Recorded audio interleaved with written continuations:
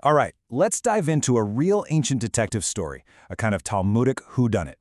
We're talking about a puzzle filled with visions, prophets, and some seriously high-stakes construction decisions. Okay, so picture this. You've been given the most important job imaginable. Rebuild a sacred site for your entire people. There's just one tiny problem. The most crucial part, the very heart of the whole operation, its exact location, has been totally lost to time. That's the exact pickle we're getting into today. So, here's the setup. We're in Jerusalem, right after the Babylonian exile. The Jewish leaders are back, and they're ready to rebuild the Holy Temple. Now, they can see the old foundations of the main building, so that part's easy enough. But the altar for the sacrifices, the precise spot where it's supposed to go, poof. It's a total mystery. And getting it wrong, yeah, that was not an option. So our investigation kicks off with this massive hunt for one very specific, incredibly important spot on the Temple Mount. And that's such a wild detail, right? You can see the ruins of the big building, the temple itself. But the altar, which was out in the open courtyard, had left absolutely no trace. They had to find its location with 100% certainty. This is where the real detective work begins. I mean, without any GPS or ancient blueprints or even archaeological markers, what could they possibly use as evidence? Let's see what clues they managed to dig up.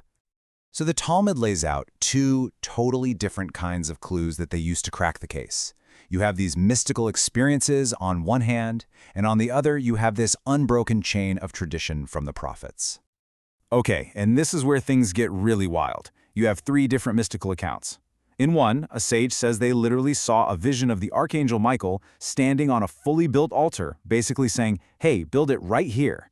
Then you've got another sage who says they saw the actual ashes from the binding of Isaac magically marking the spot. And my personal favorite, a third account, says the entire Temple Mount had this supernatural smell of incense, except for one single spot. And that one spot? It smelled of sacrificial offerings. That had to be the place. But, it wasn't all visions and mysterious smells. There was a much more concrete, you could say authoritative, source of information. It came from the prophets who actually returned from exile, Haggai, Zechariah, and Malachi, who carried with them direct traditions about how to build this thing. And this is just classic Talmudic debate in action. Even when everyone agrees that the information came from three prophets, they preserve different versions of what each prophet actually said. So you have Rabbi Yochanan saying one prophet gave the altar's dimensions, while a different prophet gave its location. But then Rabbi Eliezer ben Yaakov comes in and says, no, one prophet gave both the size and the location, which of course frees up the other prophets to pass on totally different traditions. The bottom line though, a solid, reliable tradition confirming the altar's location definitely existed. Okay, so location solved.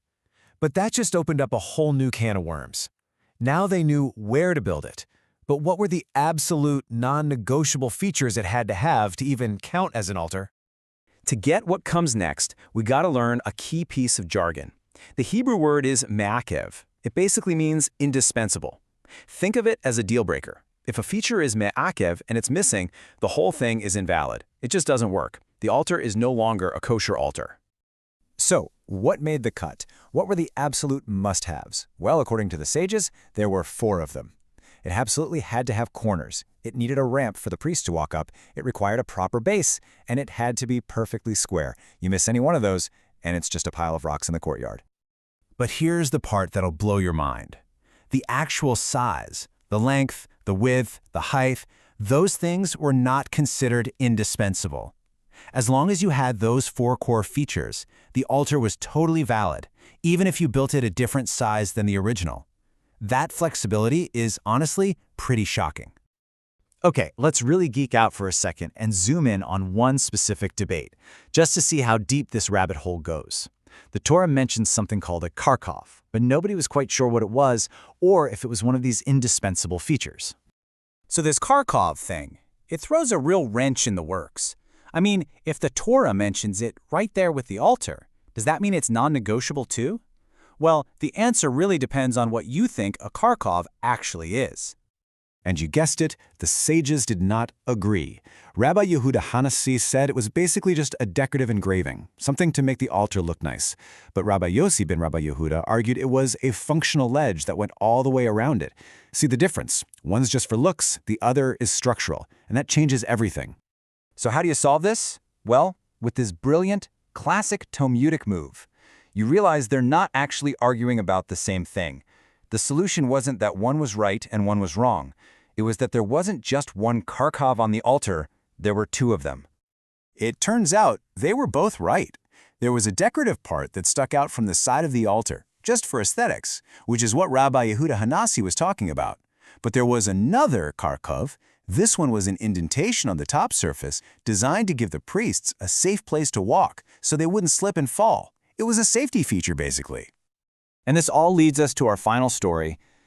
And this one, it's about so much more than just an altar. It's really a masterclass in how to read and understand any text, period. So right in the middle of all this, a sage named Rav Yosef just drops this bombshell of a statement. He claims that the original altar that Moses built back in the desert was only 1 cubit wide. And the room just erupts. People are literally laughing at him. I mean, how could he possibly say that? The Torah itself in the book of Exodus says plain as day that the altar was 5 cubits long and 5 cubits wide. It looked like he just made a massive, embarrassing mistake. But then, his star student Abai steps up to defend him, and his logic is just brilliant. He breaks it down. He says, okay, you start with 5 cubits total, but you have to subtract 1 cubit for the corner on this side and another cubit for the corner on that side. Then you subtract a cubit for the priest's walkway here and another cubit for their walkway over there. So what are you left with, right in the very center? Exactly 1 cubit. That was the space for the main pile of wood. That was the functional heart of the altar. Rav Yosef wasn't talking about the total size, he was talking about its essential core. And Rav Yosef's comeback is just perfect. He looks at the people who laughed at him and calls them the children of Keturah, which is a biblical way of saying they're related to the main story, but they don't get the deeper point. They could only see the simple text, the 5 cubits, but Abbe was able to see the complex reality behind the text. And really, that's what this whole thing boils down to, isn't it? This ancient argument about an altar is really asking us a timeless question. When we look at any piece of information, a book, an article, anything, are we just seeing the 5 cubits on the surface? Or are we trying to be like Abai and do the work to find that 1 cubit core of real meaning at its heart?